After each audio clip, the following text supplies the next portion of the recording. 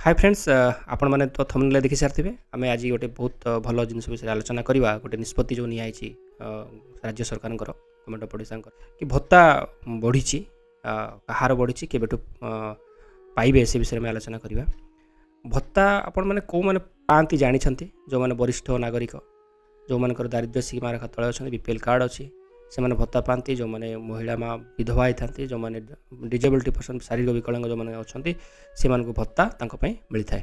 से साधारणतः प्रत्येक मसरे निजर भत्ता जी थाए प्रत्येक मसरे से ग्राम पंचायत निजर भत्ता ग्रहण करती से भत्तार आगुरी जहाँ थिला से किसी माने 80 वर्ष उपर जो मानकर थिला तांको टिके रिवाइज करा जाइछि बा परिवर्तित करा जाइछि। से जो भत्ता कहार केमिति है से विषय में आलोचना करवा। भत्ता जो मानकर जून 2025 सुधा जो मानकर 80 वर्ष होइतिबो से मानको 3500 टंका यस तांको 3500 टंका 3500 प्रत्येक मासरे मिलिया को जाउछि।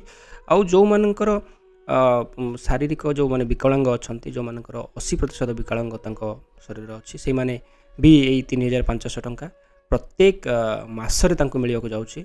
जून मासरू जून 2025 मासरू मिलिया को जाउछि।